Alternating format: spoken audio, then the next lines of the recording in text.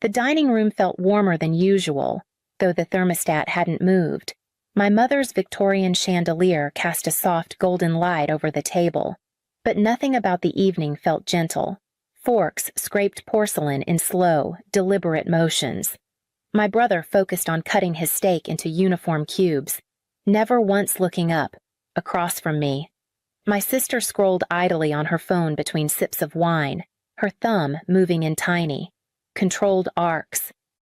My mother's smile was the same one she wore for church fundraisers, polished, unwavering, just a little too bright. Every time her gaze landed on me, it lingered a second too long before moving to the next person, at the head of the table. My stepfather chewed methodically, saying nothing, his eyes fixed somewhere between his plate and me. Halfway through the main course, my phone buzzed softly against my thigh. I glanced down, angling the screen under the tablecloth. A text from an unknown number. "Don't react. They're recording you." The words punched the air from my lungs. I kept my posture steady, lifted my glass, and took a slow sip of water to buy a few seconds. The smell of rosemary from the roast chicken suddenly seemed too sharp, the air heavier. I let my gaze drift around the table, careful not to lock eyes with anyone. The decorative vase on the sideboard, something new, a tall, narrow piece with a wide mouth, was angled directly toward my seat. My sister's phone, tilted just enough that its camera could be aimed my way, remained in her hand. My stepfather's gaze, though blank, never wavered. I pressed my napkin to my lips, nodding at something my mother had said, though I hadn't heard a word. The pulse in my neck thudded louder than the clink of cutlery. Whoever had sent the message was here, in this house, watching the same things I was, and for some reason, they didn't want me to tip off the others. I placed my glass back on the table and steadied my breathing, my fingers curling around the edge of my chair as the evening carried on like nothing had changed. I kept my fork moving, tasting nothing. Nodding at conversation I wasn't really hearing. Every movement was deliberate calm, slow, steady, inside. My mind replayed the last few weeks like a reel I couldn't pause. The armchair in my bedroom had been moved a few inches toward the window. A brand new smoke detector appeared above my bed, even though the old one had worked fine. And just last Thursday, Landon had mentioned casually, "Grandma's been checking my room a lot. She says she's making sure it's clean." The details I'd brushed off now stacked neatly into something darker when dinner finally wound down. I helped clear the table, chatting about the weather, my schedule, anything that sounded harmless. Then I excused myself, saying I needed to grab a book from the den. My steps down the hallway were light, my heartbeat anything but. The bookshelf loomed against the far wall, crowded with my mother's hardcovers, most of them untouched in years. I ran my fingers along the spines until I reached one that sat slightly forward, a thick volume of American landmarks. I pulled it out and felt the weight too light. Inside was a hollow compartment, snugly holding a tiny black device no bigger than a matchbox. A pinhole lens winked back at me. I clicked it off with shaking fingers and slipped it into my pocket. My palms were damp, my throat dry, but I didn't let myself pause. If this was what the text warned about, I had to be sure it wasn't the only one. Beside the device, a small slot held a micro SD card. I slid it out, tucking it into the lining of my coat before returning the hollow book to its place exactly as I'd found it. I straightened, smoothing my hair and stepping back into the hallway, my face set in the same polite mask I'd worn all evening. Tonight was not the night for confrontation. Tonight was for keeping my cards close and waiting to see just how many they thought they'd already played. That night, after tucking Landon into bed, I locked my bedroom door and set my laptop on the desk. The house was quiet except for the faint hum of the refrigerator down the hall. I slid the micro SD card into an adapter, my fingers trembling despite the stillness around me. The first video loaded quickly, a clip of me in the kitchen, chopping vegetables. Halfway through, the footage jumped, cutting to an argument with my sister from weeks ago. The audio was spliced so it sounded like I'd snapped mid-sentence, my voice sharp and unprovoked. I clicked to the next file. Same patterns start with something mundane. Slice in the worst possible moment. Stitch it together into a neat package of volatility. By the third clip. My chest was tight. This one showed me in the living room. Phone pressed to my ear. Speaking to my therapist. The timestamp told me it had been recorded on a Tuesday morning when I was home alone. I remembered that session I'd been honest, vulnerable, talking about how the constant tension in the house was wearing me down. Hearing those words replayed without consent felt like a theft of something I couldn't get back. Another file opened to footage from my bedroom. I sat on the edge of the bed, pulling my hair into a bun, completely unaware a camera was watching. The sight of myself in that private space sent a wave of nausea through me. Then came the bathroom, me brushing my teeth, adjusting my robe. The intimacy of those moments, stolen and stored, made my skin crawl. This wasn't petty cruelty. It was precise, intentional. Someone had planned this, curated it, and kept it hidden until the moment they could use it. I leaned back in my chair, the glow of the laptop washing over my face, and felt the first flicker of something colder than fear settling in my chest.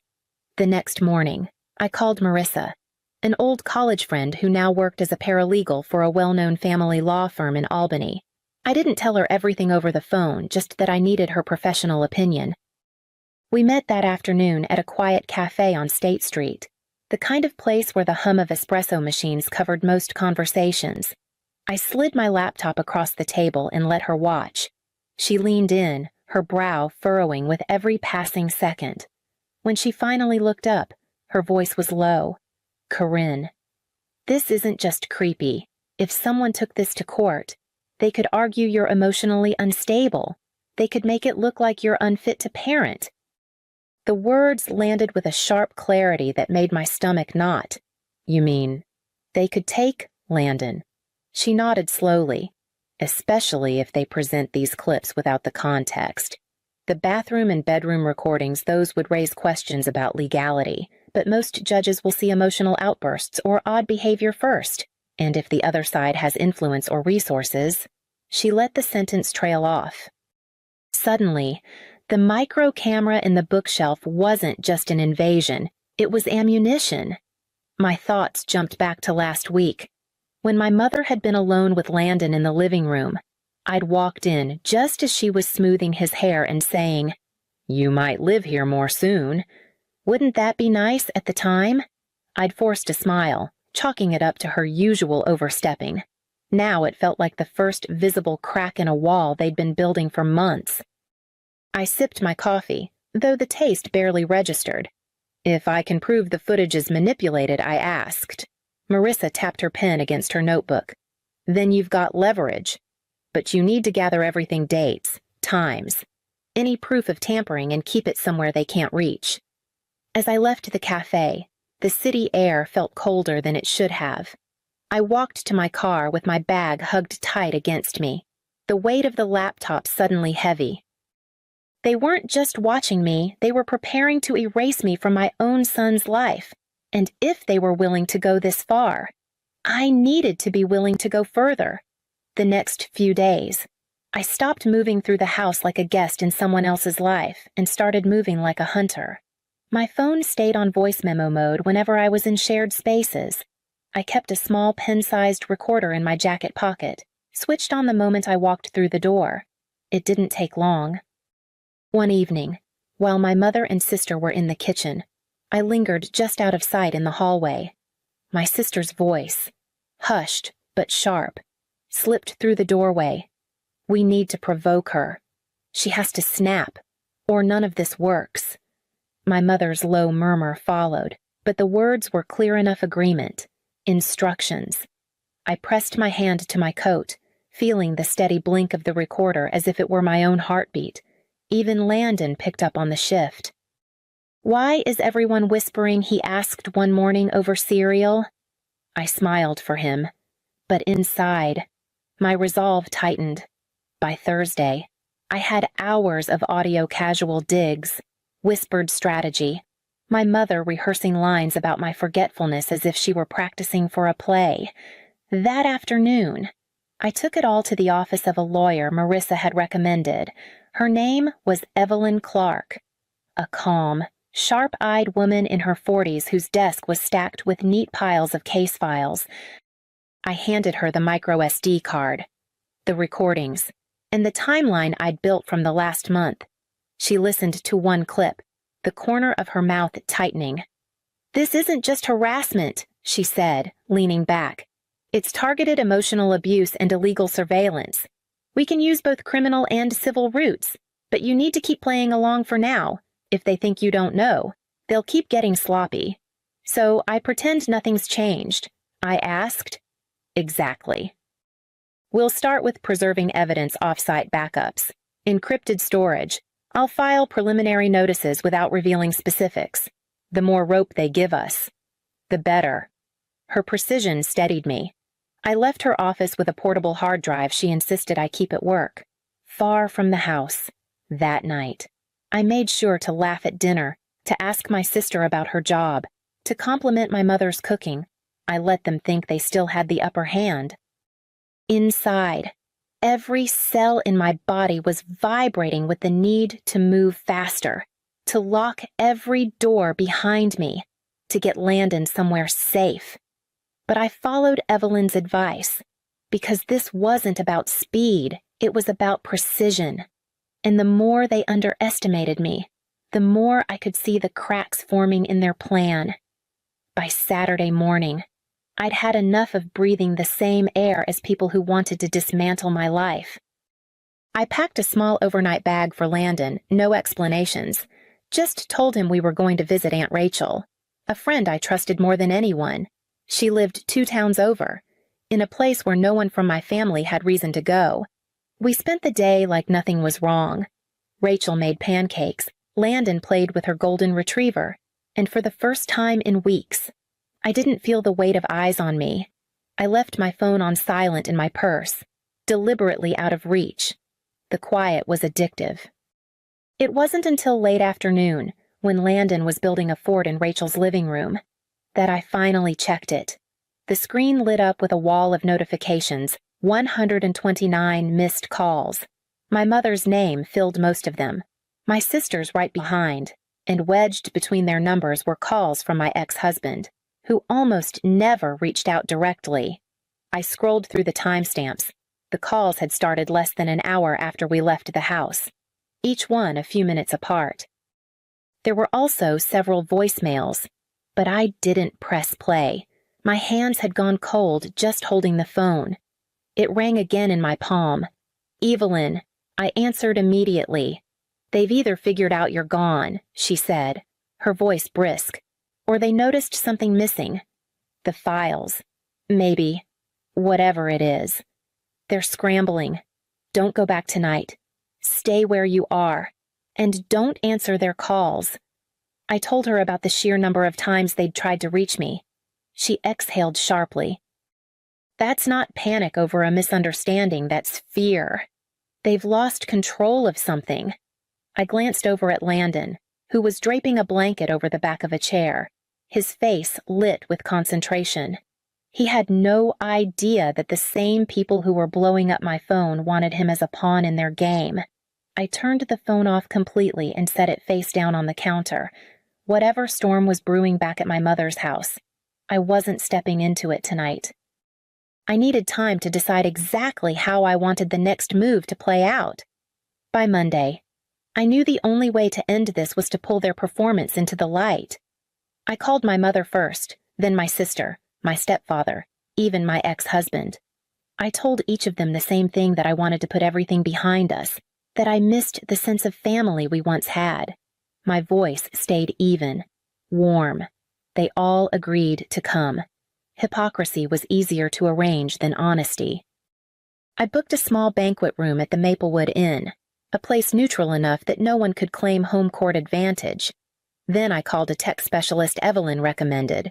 He didn't flinch when I told him what I needed: a seamless presentation that would show the doctored footage side by side with the unedited originals. The kind of comparison that left no room for denial. We spent hours going through the files. He cropped, aligned, and timed each set so the truth would unspool with ruthless clarity, her voice feeding Landon lies. My sister whispering about provoking me. My ex laughing about winning custody. Every cut they'd made to twist reality was exposed. Evelyn prepared the other piece of the plan court documents showing my filings for invasion of privacy, emotional abuse, and custody protection.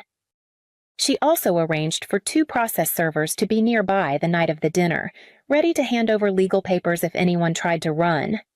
The day before the event, I stood in the empty banquet hall as staff set up round tables with crisp white linens. In the corner, the projector screen waited, rolled up like a curtain before a show. I could almost hear the clink of glasses, the rehearsed laughter, the false civility they'd bring with them. This wasn't about getting them to admit anything. It was about making sure that when the truth came out, they couldn't pretend they hadn't seen it. They arrived dressed for the part: polished smiles, careful greetings, voices pitched just loud enough for the room to hear. My mother hugged me like she'd never once tried to erase me. My sister complimented my dress. My ex shook my hand as if we were civil strangers. We ate in polite silence, broken by shallow conversation, each of them waiting for me to explain why I'd called them here. When dessert plates were cleared, I stood and thanked everyone for coming. I spoke slowly, the way you do when you're walking someone toward a cliff they can't see. Then I turned to the tech in the corner and nodded. The lights dimmed. The screen came to life. First, a clip of my sister sliding a tiny device into the hollow of a book on the den shelf. Then, my mother's voice, coaxing Landon in the living room.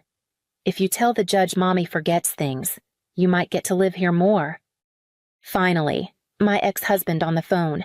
Chuckling to someone unseen, I'll push her until she loses custody. Then we get the house and the kid. Gasps rippled through the tables. My uncle set down his wine glass, muttered something under his breath, and walked out. My mother's smile faltered, her hands gripping the tablecloth. My sister's eyes darted toward the exit. My ex leaned back, jaw tight, as if daring me to say more. The reel kept playing, each clip matched to its untouched original, their manipulations laid bare. I didn't speak again. I let the silence do the work. Let them see themselves without the edits, without the excuses. When the screen went dark, no one moved. I picked up the court documents from my bag and began walking them to each table. The days after the dinner moved quickly. Evelyn filed motions, attached the video evidence, and within a week, the judge granted me a restraining order against my mother, sister, and ex-husband. Temporary full custody of Landon was awarded to me, with no unsupervised contact for any of them.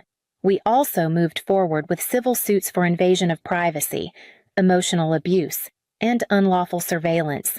The ripple effect was immediate, in a town where everyone knew everyone's business. News spread fast. My mother's charity board quietly removed her name from its website. My sister's employer restructured her position out of existence. My ex-husband stopped showing up at the country club, his usual haunt, after whispers began following him from room to room. For the first time in months, I felt a measure of stillness in my home. Landon's laughter returned in small bursts over a board game. During a bedtime story, I let myself believe the worst was over. Then, 1 week later, I found it. A plain envelope slid through my mail slot. No return address? Inside was a single photograph me, asleep in my own bed, hair splayed across the pillow, the lamp still on from the night before. On the back, written in neat, deliberate handwriting.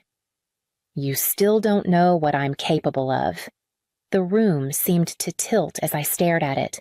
This was no old image. The book on my nightstand, the glass of water beside it, they matched exactly how I'd left them hours earlier. Someone had been in my house. I closed the blinds, locked the doors, and called Evelyn.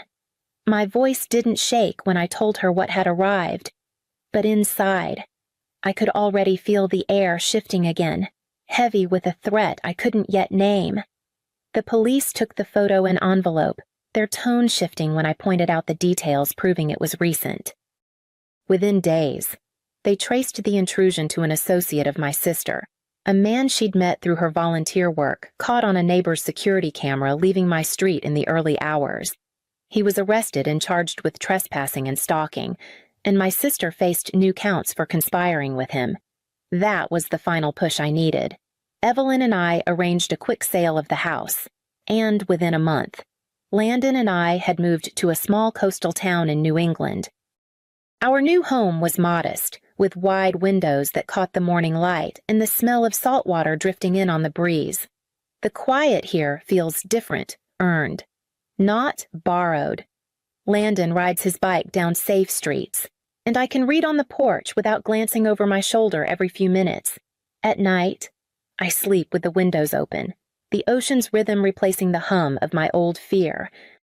Looking back, I see the woman I was when this began, careful, hesitant, always adjusting herself to keep the peace. That version of me didn't survive.